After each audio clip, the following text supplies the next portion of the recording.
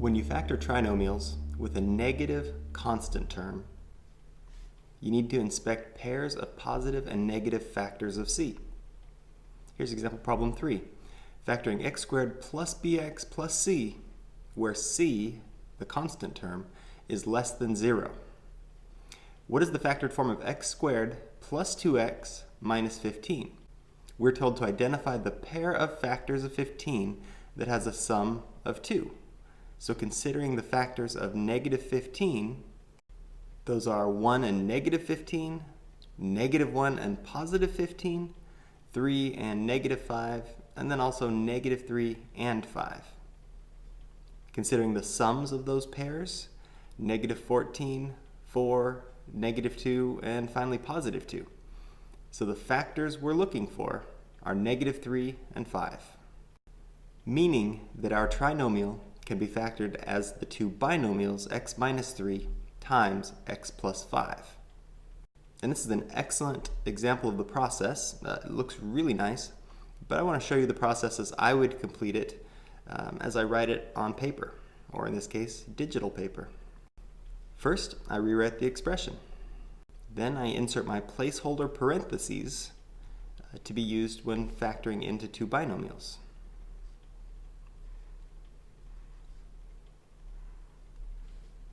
After that, I know I need to place an x and an x as my first terms because I know that x times x is x squared. And then I consider the two places left for constants. And I know that my last terms, so these two constants, when multiplied need to equal negative 15. And when added need to equal 2. So I consider the factors of 15.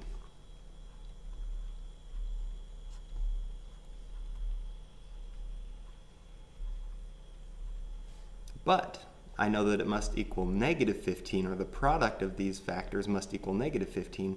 So I know that I'm considering now either a positive or negative 1, and the opposite of that sign for 15. So there's a math trick here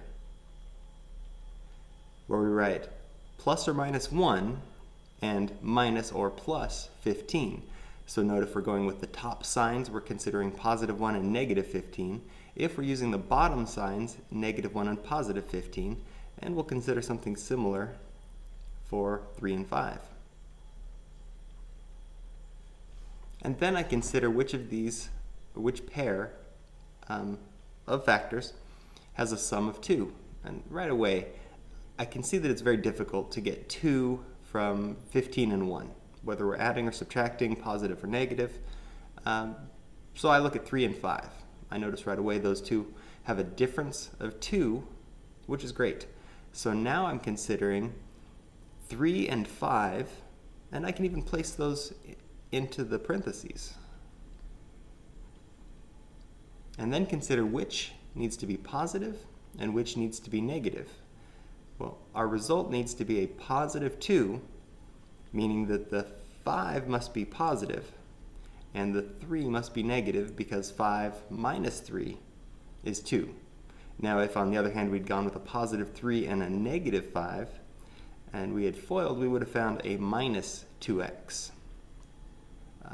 Finally, a quick check. I would FOIL, recall first, outer, inner, and last. And I would find x squared plus 5x minus 3x minus 15. Combining like terms,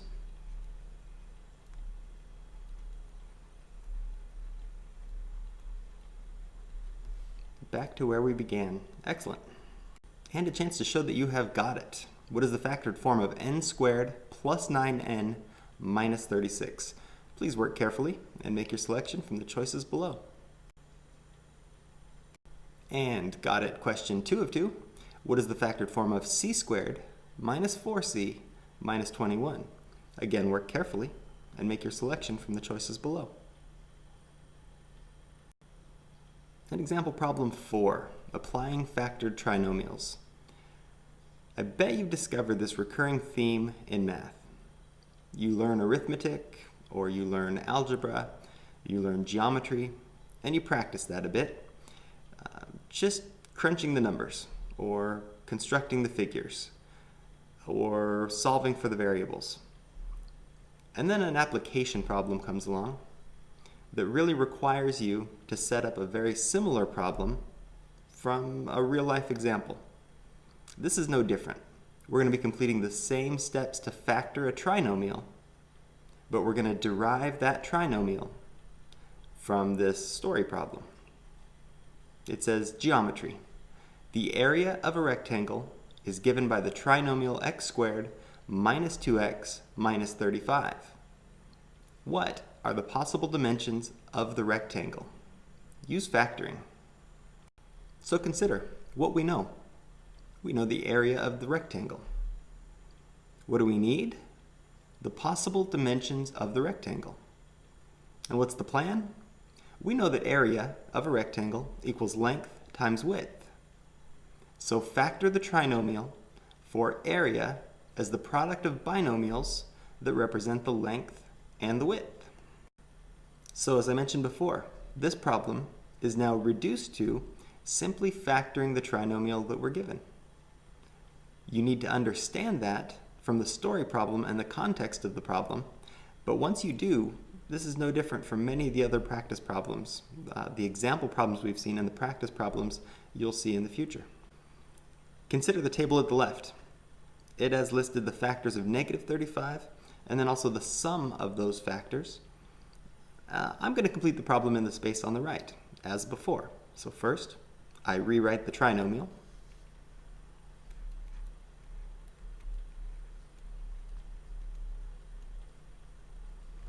Then I put my placeholder parentheses in place. And this really sets the structure that I'll fill in just a moment. My first terms, I recognize those will be x and x. And my last terms need to be factors of negative 35. So I consider the factors of 35. And I suppose more specifically, I'll add this now, negative 35.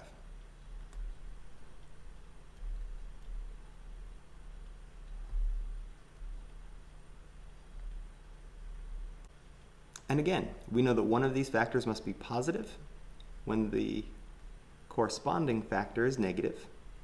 And if the original factor, or in this case the 1, is negative, the 35 would need to be positive.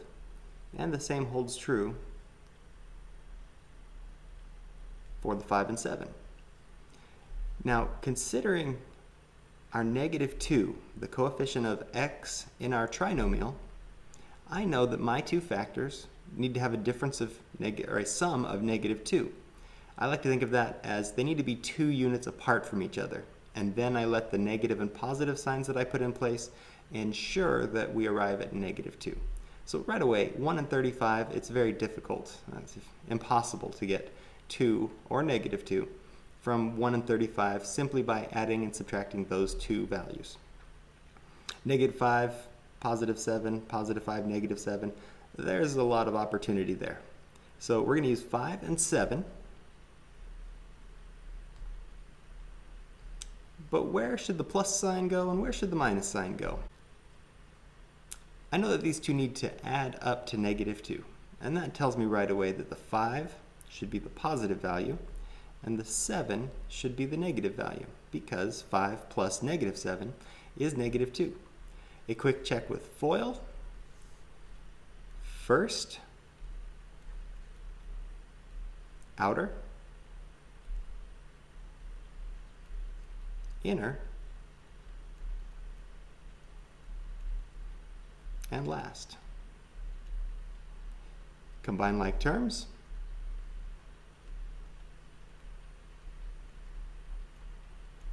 And we arrive back at the trinomial.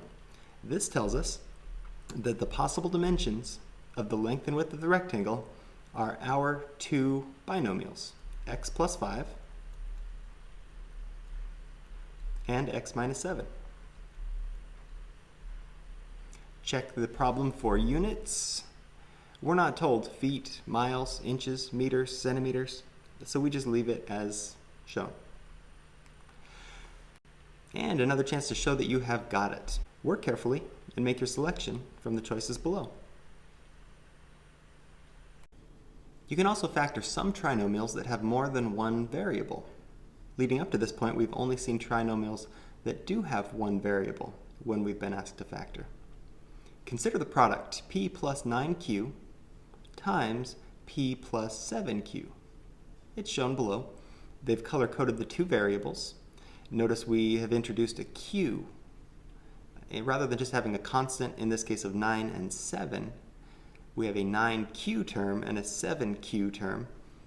And notice what that does throughout the problem of FOIL. Our first term's multiplied, p squared. Our outer term's multiplied, 7pq. Our inner term's multiplied, 9pq. And our last term's multiplied, 9q times 7q, or 63q squared. Combining like terms, we find p squared plus 16pq plus 63q squared. Example problem number 5. Factoring a trinomial with two variables. What is the factored form of x squared plus 6xy minus 55y squared? One more time, the problem's lined out nicely for us in the textbook example. And once more, I will show you my process and demonstrate what I'm thinking as I proceed. First, I copy the trinomial to my scratch paper. Then, I place the parentheses that will be the framework.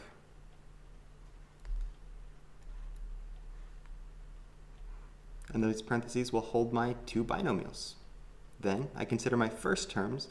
They must have a product of x squared.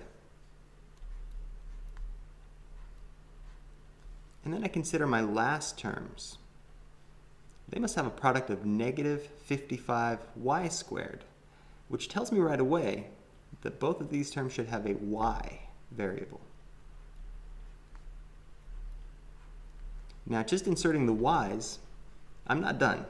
I need coefficients now.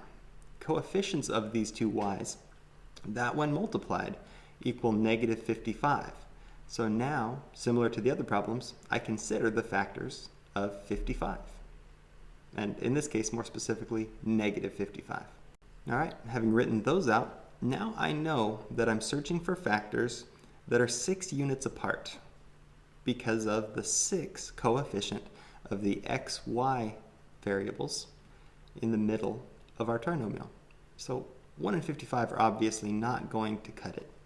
5 and 11, there's potential there. So one of these y's will have a coefficient of 5 and the other 11. Now I just have to make the decision, where does the plus sign go and where does the minus sign go? I consider 6 for that. Positive 6 tells me that the 11 must be positive and the 5 must be negative. FOIL to check my work. First, x squared, outer, plus 11xy, inner,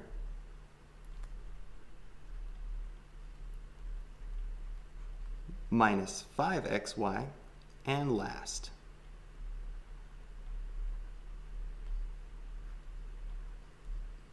Combining like terms,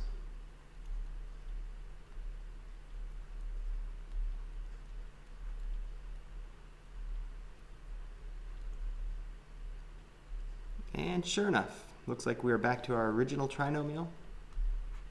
So we have factored correctly. And your final opportunity to show that you have got it in this section. What is the factored form of m squared plus 6mn minus 27n squared? Work carefully and make your selection from the choices below.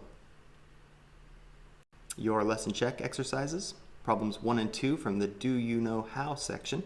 Pause now if you're interested. Lesson check, problems 3 and 4 from the Do You Know How section. And finally, the Do You Understand section, problems 6 through 9.